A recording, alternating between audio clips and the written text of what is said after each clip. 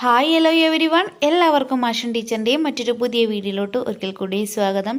ഇന്ന് ടീച്ചർ എത്തിയിട്ടുള്ളത് 4ാം ക്ലാസ്സുകളുടെ പരിസര പഠനം ഫസ്റ്റ് മോഡൽ എക്സാം ക്വസ്റ്റ്യൻസും അവയ്ക്കുള്ള ഉത്തരങ്ങളുമായിട്ടാണ്. അപ്പം നമുക്ക് എക്സാമിങ് എത്തി നിൽക്കുകയാണ്. വേഗം നമുക്ക് എക്സാമിനായിട്ടുള്ള എല്ലാ കാര്യങ്ങളും പഠിച്ചു തുടങ്ങാം അല്ലേ? ഓക്കെ മക്കളെ, അപ്പം നമുക്ക് നമ്മുടെ ക്ലാസ്സിലോട്ട് പോയാലോ? അതിലോട്ട് പോകുന്നതിന് മുന്നേ ആയിട്ട് നമ്മുടെ ചാനൽ ആദ്യമായിട്ട് കാണുന്ന കൂട്ടുകാരുണ്ടെങ്കിൽ ചാനൽ സബ്സ്ക്രൈബ് ചെയ്യാനും വീഡിയോ മക്കൾക്ക് യൂസ്ഫുള്ളായിട്ട് തോന്നുകയാണെങ്കിൽ നിങ്ങളുടെ മറ്റു കൂട്ടുകാർ കൂടി ഷെയർ ചെയ്ത് കൊടുക്കാനായിട്ട് മറക്കരുതേ. ഓക്കെ മക്കളെ, അതോടൊപ്പം തന്നെ നിങ്ങൾക്ക് കൂടുതൽ ലൈവ് ക്ലാസ്സസും അതുപോലെ എക്സാം റിലേറ്റഡ് ആയിട്ടുള്ള സ്പെഷ്യൽ ക്ലാസ്സസൊക്കെ അവൈലബിൾ ആവാനായിട്ട് നമ്മുടെ ചാനലിൽ മെമ്പർഷിപ്പ് എടുത്ത് ജോയിൻ ചെയ്യാവുന്നതാണ്. കൂട്ടുകാരെ, നിങ്ങൾക്ക് എക്സാമിന് ഇതുപോലെ നിങ്ങളുടെ പേരെഴുതാനും അതുപോലെ നിങ്ങളുടെ വിദ്യാലയത്തിൻ്റെ പേരെഴുതാനും നിങ്ങളുടെ ക്ലാസ് ഡിവിഷൻ എഴുതാനും ഒക്കെയുള്ള ഒരു സ്പേസ് ഉണ്ടായിരിക്കും. അപ്പോൾ അവിടെയെല്ലാം നിങ്ങൾ എന്ത് ചെയ്യണം? കൃത്യമായി പൂർത്തിയാക്കണം. എല്ലാ മക്കൾക്കും അറിയായിരിക്കും, നമ്മൾ മുന്നേയൊക്കെ എക്സാമുകളൊക്കെ അറ്റൻഡ് ചെയ്തിട്ടുള്ളതാണ്. അപ്പോൾ അതിനനുസരിച്ച് ചെയ്യുക കേട്ടോ. നമുക്ക് നമ്മുടെ പ്രവർത്തനങ്ങൾ എന്താണെന്ന് നോക്കാം. പ്രവർത്തനം 1, സസ്യങ്ങൾ പലവിധം. വ്യത്യസ്ത തരം സസ്യങ്ങളുടെ ചിത്രങ്ങൾ ഒട്ടിച്ച് പതിപ്പ് നിർമ്മിക്കുകയാണ് വിനുവും കൂട്ടുകാരും. ഇവ എവിടെ കാണപ്പെടുന്നു എന്നതിനനുസരിച്ച് ചിത്രത്തിനുള്ളിൽ നൽകിയിരിക്കുന്ന വൃത്തത്തിന് നിറം നൽകുക. മരരൂഹങ്ങൾക്ക് ചുവപ്പ് നിറവും ജലസസ്യങ്ങൾക്ക് നീല നിറവും നൽകണം.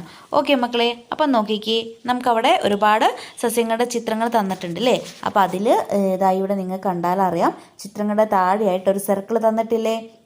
അവിടെ ജലസസ്യങ്ങളാണെങ്കിൽ ചുവപ്പ് നിറവും അതുപോലെ തന്നെ ജലസസ്യങ്ങളാണെങ്കിൽ നീല നിറവും മരുരൂഹങ്ങളാണെങ്കിൽ ചുവപ്പ് നിറവുമാണ് നൽകേണ്ടത് കേട്ടോ. മരുരൂഹങ്ങൾ എന്ന് പറഞ്ഞാൽ മക്കൾക്ക് അറിയില്ലേ? നമ്മുടെ വനഭൂമിയിലുള്ള സസ്യങ്ങളെയാണ് പറയുന്നത് അല്ലേ? ഓക്കെ, അപ്പം നമുക്ക് നോക്കാം. ആദ്യത്തെ ചിത്രം നോക്കിക്കേ, അത് മരുരൂഹത്തിൽപ്പെട്ടതാണോ അല്ലെങ്കിൽ ജലസസ്യങ്ങളിൽ ഉൾപ്പെടുന്നതാണോ? ഏതാണ്? മരുരൂഹത്തിൽ ഉൾപ്പെട്ടതാണ് അല്ലേ? അപ്പോൾ അതിന് നമുക്ക് എന്ത് ചെയ്യാം? ചുവപ്പ് കളറ് കൊടുക്കാം കേട്ടോ. ഓക്കെ, അപ്പം നിങ്ങൾ കൃത്യമായിട്ട് കളർ ചെയ്യണേ. ഇനി അടുത്തത് ഏതാണ്? എന്തിൻ്റെ ചിത്രമാണ് കൊടുത്തിട്ടുള്ളത്? അത് ജലസസ്യമാണോ അല്ലെങ്കിൽ മരുരൂഹത്തിൽപ്പെട്ടതാണോ? എല്ലാ കൂട്ടുകാർക്കും അറിയാം അല്ലേ? അത് ജലസസ്യത്തിൽ ഉൾപ്പെട്ടതാണ്. ഓക്കെ, അപ്പോൾ ഇതിന് നിങ്ങൾ ഏത് നിറം വേണം നൽകാനായിട്ട്?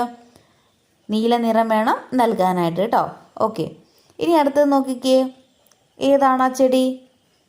മരുരൂഹത്തിൽ ഉൾപ്പെട്ടതാണ് അല്ലേ? അപ്പോൾ അതിന് നമുക്ക് എന്ത് ചെയ്യാം? ചുവപ്പ് നിറം നൽകാം. ഓക്കെ മക്കളെ, ഇനി നമുക്ക് ബാക്കി ചിത്രങ്ങളൂടെ നോക്കാം കേട്ടോ. നോക്കിക്കേ, ഇത് ഏതിൽപ്പെടുന്നതാണ്? അതെ, ജലസസ്യത്തിൽ പെടുന്നതാണ് അല്ലേ? ഓക്കെ, ഇനി അടുത്ത ചിത്രം നോക്കൂ. ഇത് മരുരൂഹത്തിൽ ഉൾപ്പെടുന്ന ഒരു സസ്യമാണ് അല്ലേ? നീ ലാസ്റ്റ് വൺ നോക്കിക്കേ, അതേതാണ്? ജലസസ്യത്തിൽ ഉൾപ്പെടുന്നതാണ് അല്ലേ? ഇത് ജലസസ്യത്തിൽ ഉൾപ്പെടുന്നതാണ്. ഇതും എന്താണ്? വാട്ടറിലുള്ള ഒരു പ്ലാന്റ് ആണ് അല്ലേ? ഓക്കെ, അപ്പം അത് വളരെ ഈസി ആയിട്ടുള്ളൊരു പ്രവർത്തനമായിരുന്നു. എല്ലാ കൂട്ടുകാർക്കും പെട്ടെന്ന് കണ്ടെത്താനായിട്ട് പറ്റുന്നതാണ് അല്ലേ? ഇനി അതിൽ തന്നെ നമുക്ക് ഒരു ബി ക്വസ്റ്റ്യൻ ഉണ്ട്. എന്താണ് നോക്കൂ. മത്സ്യങ്ങൾക്ക് ജലത്തിലൂടെ സഞ്ചരിക്കുന്നതിന് അനുയോജ്യമായ ശരീരഘടനയാണുള്ളത്. താഴെ പറയുന്നവയിൽ നിന്ന് മത്സ്യത്തിൻ്റെ സഞ്ചാരവുമായി ബന്ധപ്പെട്ട് ശരിയായത് തിരഞ്ഞെടുക്കുക എന്നാണ് പറഞ്ഞിട്ടുള്ളത് കേട്ടോ. നമ്മൾ പഠിച്ചിട്ടുണ്ട്, നമ്മുടെ മത്സ്യത്തിന് ജലത്തിലൂടെ സഞ്ചരിക്കാൻ ആവശ്യമായിട്ടുള്ള പ്രത്യേകതകളൊക്കെ ഉണ്ട് അല്ലേ? അതിൽ മത്സ്യത്തിൻ്റെ സഞ്ചാരവുമായി ബന്ധപ്പെട്ട് ശരിയായിട്ടുള്ളത് തിരഞ്ഞെടുത്ത് എഴുതാനാണ് പറഞ്ഞിട്ടുള്ളത്. അപ്പം നമുക്കവിടെ 4 ഓപ്ഷൻസ് ആക്കി തന്നിട്ടുണ്ട്. മത്സ്യങ്ങളുടെ ആകൃതി വാൽച്ചിറക്, ചെകിളപ്പൂക്കൾ, നിറം, കടൽ വെള്ളം, പുഴവെള്ളം, വഴുവഴുപ്പുള്ള ശരീരം, ചിറകുകൾ. ഇതിലേതൊക്കെയാണ് അതിൻ്റെ സഞ്ചാരവുമായി ബന്ധപ്പെട്ടിട്ടുള്ളത്? ഏതൊക്കെയാണ്? ഒന്ന് മത്സ്യത്തിൻ്റെ ആകൃതി വാൽച്ചിറക് എന്നത് എന്താണ്? അതിൻ്റെ സഞ്ചാരവുമായി ബന്ധപ്പെട്ടിട്ടുള്ളതാണ് അല്ലേ? ഓക്കെ, പിന്നെ എന്താണുള്ളത്? ലാസ്റ്റ് ഓപ്ഷൻ ഒന്ന് നോക്കിക്കേ, വഴുവഴുപ്പുള്ള ശരീരം, ചിറകുകൾ അല്ലേ? അതും അതിൻ്റെ സഞ്ചാരവുമായി ബന്ധപ്പെട്ടിട്ടുള്ളതല്ലേ? അപ്പം 1ാമത്തെയും 4ാമത്തെയും ഓപ്ഷനാണ് കറക്റ്റായിട്ട് വരുന്നത്. അപ്പം ഇവിടെ എന്താ നോക്കിക്കേ, നമുക്ക് ഓപ്ഷൻ ബി തന്നിട്ടില്ലേ? 1ഉം 4 അല്ലേ? 1ഉം 4ഉം ആണ് കറക്റ്റായിട്ട് വന്നിട്ടുള്ളത് കേട്ടോ. അപ്പോൾ അതാണ് മക്കൾ ചെയ്യേണ്ടത്. ഓപ്ഷൻ ബി ആണ് കറക്റ്റ് ആൻസറായിട്ട് വരുന്നത് കേട്ടോ. അതിജീവനവും ജീവികളും. വ്യത്യസ്ത തരം ജീവികൾക്ക് അവയുടെ സാഹചര്യങ്ങളിൽ ജീവിക്കുന്നതിന് അനുയോജ്യമായ ശരീരഘടനയുണ്ട്. താഴെ നൽകിയിരിക്കുന്ന ജീവികൾക്ക് അവ ജീവിക്കുന്ന ഇടങ്ങളിൽ അനുയോജ്യമായ ശാരീരിക സവിശേഷതകൾ എന്തെല്ലാമെന്ന് എഴുതുക എന്നാണ് നമ്മുടെ അടുത്ത് പറഞ്ഞത് കേട്ടോ. അപ്പം നോക്കിക്കേ മക്കളെ, ഏതൊക്കെ ജീവികളാണ് നമുക്ക് തന്നിട്ടുള്ളത്? ഒട്ടകവും തന്നിട്ടുണ്ട്, അതുപോലെ തന്നെ ഒരു മത്സ്യത്തിൻ്റെ ചിത്രവുമാണ് തന്നിട്ടുള്ളത് അല്ലേ. അപ്പം ഒട്ടകം എവിടെ ജീവിക്കുന്ന ജീവിയാണ്? മരുഭൂമിയിൽ കാണപ്പെടുന്നതാണ് അല്ലേ. മീന് നമുക്ക് വെള്ളങ്ങളിൽ കാണപ്പെടുന്ന ഒരു ജീവിയാണ് അല്ലേ. ഓക്കെ, അപ്പം ഇവയ്ക്ക് രണ്ടുപേർക്കും എന്തൊക്കെ ശാരീരിക സവിശേഷതകളാണുള്ളത്? ഒട്ടകത്തിന് മരുഭൂമിയിൽ ജീവിക്കാൻ ആവശ്യമായിട്ടുള്ള എന്തൊക്കെ ശാരീരിക സവിശേഷതകളുണ്ട്? അപ്പോൾ അറിയുന്നവർ വീഡിയോ പോസ്റ്റ് ചെയ്തിട്ട് നമ്മുടെ കമൻറ്റ് ബോക്സ് പറയാം കേട്ടോ. ഓക്കെ, അപ്പം നമുക്കറിയാം മരുഭൂമിയിൽ വെള്ളമൊക്കെ കിട്ടാൻ കുറച്ച് പ്രയാസമാണ് അല്ലേ. അപ്പം അതുകൊണ്ട് തന്നെ നമ്മുടെ ഒട്ടകങ്ങൾക്ക് ജലം സംഭരിച്ച് വെക്കാനുള്ള ഒരു ശേഷിയുണ്ട്. ജലം സംഭരിച്ച് വെക്കാനുള്ള ശേഷി ആർക്കുണ്ട്? ഒട്ടകങ്ങൾക്കുണ്ട്. അതുപോലെ തന്നെ അവയുടെ ശരീര താപനില നിയന്ത്രിക്കാനുള്ള ശേഷിയും ആർക്കുണ്ട്? ഒട്ടകങ്ങൾക്കുണ്ട് അല്ലേ. അപ്പോൾ അതൊക്കെ എന്ത് ചെയ്യാം, നമുക്ക് അവയുടെ ശാരീരിക സവിശേഷതകളായിട്ട് ഒരു 1-2 മക്കൾ അവിടെ എഴുതി കൊടുക്കണം കേട്ടോ. ഓക്കെ, പിന്നെ മീനിൻ്റെ കാര്യത്തിലോട്ട് വരുമ്പം എന്തൊക്കെയാണ് അതിൻ്റെ ശാരീരിക സവിശേഷതകൾ?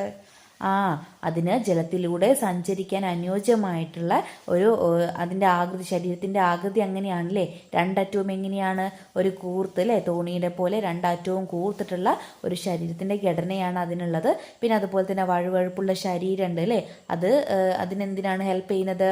വെള്ളത്തിലൂടെയൊക്കെ നീന്താനും പെട്ടെന്ന് തെന്നി മാറാനും ഒക്കെ ആയിട്ട് സഹായിക്കുന്നുണ്ട്. പിന്നെ അതിൻ്റെ വാൽച്ചിറകും അതുപോലെ തന്നെ ചിറകും തുടങ്ങിയിട്ടുള്ള എല്ലാ കാര്യങ്ങളും എന്താണ്? അവയ്ക്ക് വെള്ളത്തിൽ ജീവിക്കാൻ അനുകൂലമായിട്ടുള്ള ശരീരത്തിൻ്റെ പ്രത്യേകതകളാണ് അല്ലേ. അപ്പം അതെല്ലാം മക്കൾ ഒരു 2 പോയിന്റെങ്കിലും ഓരോ ജീവികളെ കുറിച്ചിട്ട് എഴുതണം കേട്ടോ. ഓക്കെ, പിന്നെ നമുക്ക് ചോദിച്ചിട്ടുള്ള ചോദ്യം നോക്കിക്കേ. താഴെ തന്നിരിക്കുന്ന 2 ചിത്രങ്ങളിലെയും സന്ദർഭം ശ്രദ്ധിക്കുക. കുന്നുകൾ ഇടിച്ചു നിരത്തുകയും വയൽ മണ്ണിട്ട് നികത്തുകയും ചെയ്യുന്നത് കൊണ്ടുണ്ടാവുന്ന ദോഷങ്ങൾ എന്തൊക്കെയാണ് മക്കളെ? ഇതൊക്കെ നമ്മൾ നമ്മുടെ പാഠഭാഗത്ത് ഡീറ്റെയിൽ ആയിട്ട് പഠിച്ചിട്ട കാര്യങ്ങളാണ് അല്ലേ. കുന്നിടിക്കുന്ന സമയത്ത് എന്തൊക്കെ ദോഷങ്ങളാണ് നമുക്കുണ്ടാവുന്നത്? കുന്നിടിക്കുന്ന സമയത്ത് ആദ്യം നമുക്കൊരു കാര്യം എന്ത് ചെയ്തും, ഒരുപാട് ജീവികളുടെ വാസസ്ഥലം നഷ്ടമാവുന്നുണ്ട് അല്ലേ. വാസസ്ഥലം നഷ്ടമാവുന്നുണ്ട്. അപ്പോൾ അത് വലിയൊരു പോയിന്റാണ് കേട്ടോ. അത് ഇമ്പോർട്ടൻ്റ് ആയിട്ടുള്ള പോയിന്റാണ്. വാസസ്ഥലം നഷ്ടമാവുന്നുണ്ട്. പിന്നെ അതുപോലെ തന്നെ ഈ കുന്നിടിക്കുന്ന സമയത്ത് നമുക്ക് എന്താവുന്നുണ്ട്? ചൂട് കൂടുന്നുണ്ട് അല്ലേ. കുന്നിടിക്കുന്നതിൻ്റെ ഭാഗമായിട്ട് എന്താവുന്നുണ്ട്? ചൂട് കൂടുന്നുണ്ട്. അതുപോലെ തന്നെ അല്ലേ ജലക്ഷാമത്തിന് കാരണമാവുന്നുണ്ട് അല്ലേ. ജലക്ഷാമത്തിന് കാരണമാവുന്നുണ്ട്. പിന്നെ ഒരുപാട് സസ്യങ്ങൾ ഇല്ലാതെയാവുന്നില്ലേ. ഒരുപാട് സസ്യങ്ങളും അതുപോലെ തന്നെ മരങ്ങളൊക്കെ എന്താവുന്നുണ്ട്? നശിച്ചു പോകുന്നുണ്ട് അല്ലേ. അങ്ങനെ ഒത്തിരി കാര്യങ്ങൾ നമുക്ക് എഴുതാവുന്നതാണ് അല്ലേ. അപ്പം കുന്നിടിച്ച് നിരത്തുന്നത് കൊണ്ടുണ്ടാവുന്ന ദോഷങ്ങളാണ് നമ്മളിപ്പം പറഞ്ഞത്. ഇനി ഇതുപോലെ വയൽ മണ്ണിട്ട് നികത്തുന്നത് കൊണ്ട് എന്തെങ്കിലും ദോഷങ്ങളുണ്ടോ? ഒരുപാട് ദോഷങ്ങളുണ്ട് അല്ലേ. നമുക്കറിയാം മണ്ണിൽ ഒരുപാട് ജീവികൾ താമസിക്കുന്നുണ്ട് അല്ലേ. ഒരുപാട് ജീവികൾ മണ്ണിൽ അവരുടെ ആവാസ വ്യവസ്ഥയായിട്ട് അങ്ങനെ നിൽക്കുന്നുണ്ട്. അപ്പം അതെല്ലാം എന്താവും? തകിടമറിയില്ലേ. നമുക്കറിയാം വയലെന്ന് പറയുകയാണെങ്കിൽ ഒരു ആവാസ വ്യവസ്ഥയാണ്. അതിലൊരുപാട് ജീവികളുണ്ട്. അപ്പം അവയ്ക്കൊക്കെ എന്താവും? അവയുടെ വാസസ്ഥലം നഷ്ടമാവും അല്ലേ. അത് നേരത്തെ നമ്മൾ പറഞ്ഞു, ഒരുപാട് ജീവികളുടെ വാസസ്ഥലം നഷ്ടമാവുന്നുണ്ട്. വയൽ മണ്ണിട്ട് നികത്തുമ്പോൾ അത്തരത്തിൽ സംഭവിക്കുന്നുണ്ട്. പിന്നെ അതുപോലെ എന്തൊക്കെയാണ് സംഭവിക്കുന്നത്? വയലിൽ ഒരുപാട് ജീവികളുണ്ട് അല്ലേ. കുഞ്ഞു ജീവികൾ ഒരുപാടുണ്ട്. തവള, മീൻ തുടങ്ങിയിട്ടുള്ള ഒരുപാട് ജീവികളുണ്ട് അല്ലേ. അപ്പം അവയൊക്കെ എന്താവും? അവയൊക്കെ നശിച്ചു പോകാനുള്ള സാധ്യതയുണ്ട് അല്ലേ. വെള്ളത്തിലുള്ള ജീവികളൊക്കെ നശിച്ചു പോകാനുള്ള സാധ്യതയുണ്ട് അല്ലേ. അപ്പം ഇങ്ങനെയൊക്കെയാണ് മക്കൾ എന്ത് ചെയ്യേണ്ടത്? ദോഷങ്ങൾ എഴുതേണ്ടത് കേട്ടോ. ഓക്കെ മക്കളെ, ഇനി നമുക്ക് അടുത്തൊരു ചോദ്യത്തിലോട്ട് പോകാം. അതിലോട്ട് പോകുന്നതിന് മുന്നേ ആയിട്ട് നമ്മുടെ വീഡിയോ കണ്ടുകൊണ്ടിരിക്കുന്ന എല്ലാ കൂട്ടുകാരും എന്ത് ചെയ്യുക? വീഡിയോ ഒന്ന് ലൈക്ക് ചെയ്തേക്കണം കേട്ടോ. അതോടൊപ്പം നിങ്ങളുടെ പേരും നിങ്ങൾ പഠിക്കുന്ന സ്കൂളിൻ്റെ പേരും നമ്മുടെ കമൻറ്റ് ബോക്സിൽ പറയാം കേട്ടോ. ആവാസ വ്യവസ്ഥയെ സംരക്ഷിക്കുന്നതിനായി ബന്ധപ്പെട്ട് താഴെ കൊടുത്തിരിക്കുന്ന മുദ്രാവാക്യങ്ങളിൽ ഏറ്റവും അനുയോജ്യമായത് തിരഞ്ഞെടുത്ത് എഴുതുക. അപ്പം നമുക്ക് മുദ്രാവാക്യങ്ങൾ അവിടെ തന്നിട്ടുണ്ട്. അപ്പം അതിൽ ഏറ്റവും അനുയോജ്യമായതാണ് മക്കളടുത്ത് ചോദിച്ചിട്ടുള്ളത് കേട്ടോ. ഒരുവിധം എല്ലാം നമുക്ക് ആവാസ വ്യവസ്ഥയുമായി ബന്ധപ്പെട്ടിട്ടുള്ളതാണ് തന്നിട്ടുള്ളത്. അപ്പം ആവാസ വ്യവസ്ഥയെ സംരക്ഷിക്കുന്നതുമായിട്ട് ബന്ധപ്പെട്ടിട്ടുള്ള കാര്യമാണ് ചോദിച്ചിട്ടുള്ളത്. അപ്പോൾ നോക്കിക്കേ, ഒന്നാമത്തേത് എന്താ? വൈവിധ്യം ആഘോഷിക്കൂ, വന്യജീവികളെ സംരക്ഷിക്കൂ. വന്യജീവികളെ സംരക്ഷിക്കൂ, ജീവൻ നിലനിർത്തൂ. ആവാസ വ്യവസ്ഥ വിവിധ ജീവിയ അജീവീയ ഘടകങ്ങളുടെ സംയോജനമാണ്. പ്രകൃതിദത്തവും മനുഷ്യനിർമ്മിതവുമായ ആവാസ വ്യവസ്ഥകളുണ്ട്.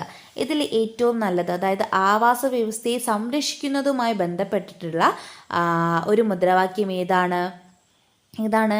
വനങ്ങളെ സംരക്ഷിക്കൂ, ജീവൻ നിലനിർത്തൂ എന്നതാണ് അല്ലേ? വനങ്ങളെ സംരക്ഷിക്കൂ, ജീവൻ നിലനിർത്തൂ എന്നത് നമുക്ക് ആവാസ വ്യവസ്ഥയെ സംരക്ഷിക്കുന്ന ഒരു മുദ്രാവാക്യമായിട്ട് എടുക്കാം അല്ലേ? ഓക്കെ മക്കളെ, ഇനി പ്രവർത്തനം 2 നോക്കൂ.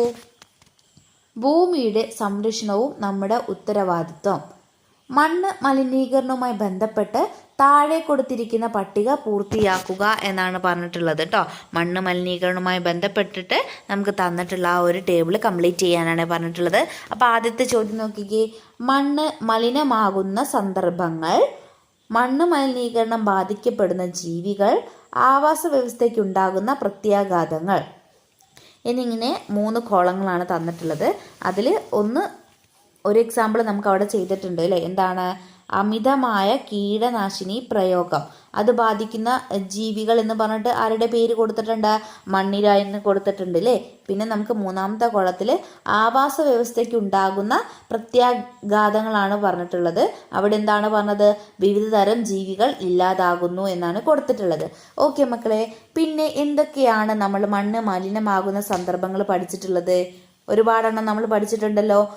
കീടനാശിനി പ്രയോഗം അത് നമ്മുടെ അടുത്ത് പറഞ്ഞിട്ടുണ്ട്. അതുപോലെ തന്നെ രാസവള പ്രയോഗവും എന്താണ്? മണ്ണ് മലിനമാകുന്ന സന്ദർഭങ്ങളിൽ ഉൾപ്പെടുന്നതാണ് അല്ലേ? രാസവള പ്രയോഗം കേട്ടോ. രാസവളം നമ്മൾ അമിതമായിട്ട് ഉപയോഗിക്കുന്ന സമയത്ത് അത് ബാധിക്കുന്ന ഏത് ജീവികളെയാണ് രാസവളം പ്രയോഗിക്കുമ്പോൾ? മണ്ണിനെ പോലുള്ള ജീവികളെ അത് ബാധിക്കുന്നുണ്ട് അല്ലേ? മണ്ണിലുള്ള ഒരുപാട് സൂക്ഷ്മ ജീവികളുണ്ട്. അവയൊക്കെ എന്ത് ബാധിക്കും? ഈ രാസവളം നമ്മൾ കൂടുതലായിട്ടൊക്കെ ഉപയോഗിക്കുന്ന സമയത്ത് അവയൊക്കെ ബാധിക്കും. മണ്ണിലുള്ള ഒരുപാട് സൂക്ഷ്മ ജീവികൾ ചത്തുപോകാനുള്ള സാധ്യതയുണ്ട് കേട്ടോ. ഓക്കെ, അതുപോലെ തന്നെ ആവാസ വ്യവസ്ഥയ്ക്ക് ഉണ്ടാകുന്ന പ്രത്യാഘാതങ്ങൾ എന്തൊക്കെയാണെന്ന് ചോദിച്ചിട്ടുണ്ട്. എന്തൊക്കെയാണ്? വിവിധ തരം ജീവികൾ ഇല്ലാതെയാവുന്നുണ്ട് അല്ലേ? അപ്പം ഇവിടെ നിങ്ങൾക്ക് എന്ത് എഴുതാം? 2ാമത്തെ കോളത്തിൽ മണ്ണ് മലിനീകരണം ബാധിക്കപ്പെടുന്ന ജീവികളിൽ മണ്ണിരയൊക്കെ നിങ്ങൾക്ക് എഴുതാവുന്നതാണ് കേട്ടോ. പിന്നെ അതുപോലെ രാസവളം നമ്മൾ വയൽ പോലുള്ള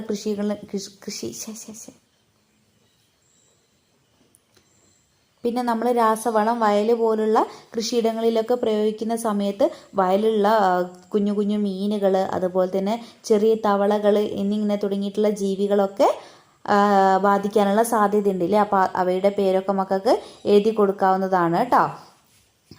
ഓക്കെ, പിന്നെ നമുക്ക് ആവാസ വ്യവസ്ഥയ്ക്ക് ഉണ്ടാകുന്ന പ്രത്യാഘാതങ്ങളാണ്. അപ്പോൾ അവിടെ നമുക്ക് എന്ത് തന്നെ എഴുതാം? വിവിധ തരം ജീവികൾ ഇല്ലാതാകുന്നു എന്ന് എഴുതാം കേട്ടോ.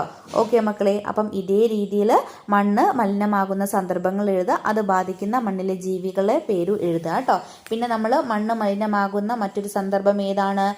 പ്ലാസ്റ്റിക്കിനെ കുറിച്ച് നമുക്ക് എഴുതാം അല്ലേ? പ്ലാസ്റ്റിക് സാധനങ്ങളൊക്കെ വലിച്ചെറിയുന്ന സമയത്തും കത്തിക്കുന്ന സമയത്തും ഒക്കെ എന്താവുന്നുണ്ട്? മലിനമാകുന്നുണ്ട് അല്ലേ? അപ്പോൾ ആ കാര്യങ്ങൾ നിങ്ങൾക്ക് എഴുതാം. പിന്നെ അതുപോലെ തന്നെ നമ്മളെ ഫാക്ടറികളിലൊക്കെയുള്ള മലിനജലം ഒക്കെ പുറത്തേക്ക് നമ്മൾ തള്ളുന്ന സമയത്ത് മണ്ണ് മലിനപ്പെടുന്നില്ലേ?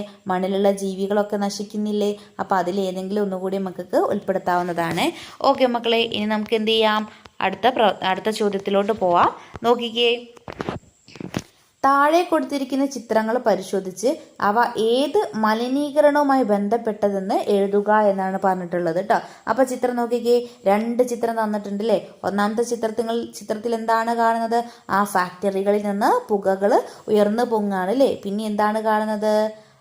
ഫാക്ടറികളിലും മറ്റുമുള്ള മലിനജലം എവിടേക്ക് തള്ളുകയാണ്? പുഴ പോലുള്ള ജലസ്രോതസ്സുകളിലേക്ക് തുറന്നു വിടുകയാണ് അല്ലേ? ഓക്കെ, അപ്പം ആദ്യത്തെ ചിത്രവുമായി ബന്ധപ്പെട്ടിട്ട് എന്ത് മലിനീകരണമാണ് ഉണ്ടാകുന്നത്? എന്ത് മലിനീകരണമാണ് ഇവിടെ സംഭവിക്കുന്നത്? വായു മലിനീകരണമാണ് സംഭവിക്കുന്നത് അല്ലേ? വായു മലിനീകരണമാണ് ഇവിടെ സംഭവിക്കുന്നത്. അടുത്തത് നോക്കിക്കേ മക്കളെ. എന്താണ് അവിടെ സംഭവിക്കുന്നത്? ജലമലിനീകരണമാണ് കേട്ടോ. ജലമലിനീകരണമാണ് അവിടെ സംഭവിക്കുന്നത്. ഓക്കെ മക്കളെ, അപ്പം വായുമലിനീകരണം അതുപോലെ തന്നെ ജലമലിനീകരണമാണ് അവിടെ സംഭവിക്കുന്നത് അല്ലേ. ഓക്കെ, അപ്പം ഇത്രയുമാണ് ഇന്നത്തെ ക്ലാസ്സിൽ നമ്മൾ ചോദ്യങ്ങൾ ഡിസ്കസ് ചെയ്യുന്നത്. ഇനിയും നമുക്ക് ഒരുപാട് പ്രവർത്തനങ്ങൾ ഡിസ്കസ് ചെയ്യാനായിട്ടുണ്ട് കേട്ടോ. അത് നമ്മൾ പാർട്ട് 2 ഡിസ്കസ് ചെയ്യുന്നതായിരിക്കും. അപ്പം മക്കളെല്ലാവരും എന്ത് ചെയ്യുക, ഈ ഭാഗങ്ങളൊക്കെ നന്നായിട്ട് നോക്കി വെക്കുക. നമുക്ക് ഈ ആവാസ വ്യവസ്ഥയുമായിട്ട് ബന്ധപ്പെടുത്തിയിട്ടുള്ള ചോദ്യങ്ങളൊക്കെ ഒരുപാട് വരുന്നുണ്ട്. അപ്പോൾ ആ ഏരിയ ഒക്കെ നന്നായിട്ട് പഠിക്കുക കേട്ടോ. അതോടൊപ്പം എന്ത് ചെയ്യുക, അടുത്ത പാർട്ട് വീഡിയോയും കാണുക. എന്നിട്ട് നന്നായിട്ട് തന്നെ നിങ്ങളുടെ എക്സാം അറ്റൻഡ് ചെയ്യുക കേട്ടോ. ഓക്കെ മക്കളെ, അപ്പോൾ ഇന്നത്തെ വീഡിയോ യൂസ്ഫുൾ ആയിട്ടുണ്ടെങ്കിൽ ആ കാര്യം നമ്മുടെ കമൻറ്റ് ബോക്സിൽ പറയാം. അതോടൊപ്പം തന്നെ നമ്മുടെ ചാനലിൽ മെമ്പർഷിപ്പ് എടുക്കാൻ താല്പര്യമുള്ള കൂട്ടുകാരുണ്ടെങ്കിൽ മെമ്പർഷിപ്പ് എടുക്കാവുന്നതാണ്. നിങ്ങൾക്ക് എക്സാം റിലേറ്റഡ് ആയിട്ടുള്ള കൂടുതൽ വീഡിയോസും ലൈവ് ക്ലാസ്സസും ഒക്കെ അവൈലബിൾ ആയിരിക്കും. ഓക്കെ മക്കളെ, നമുക്ക് മറ്റൊരു പുതിയ വീഡിയോയുമായിട്ട് വീണ്ടും കാണാം.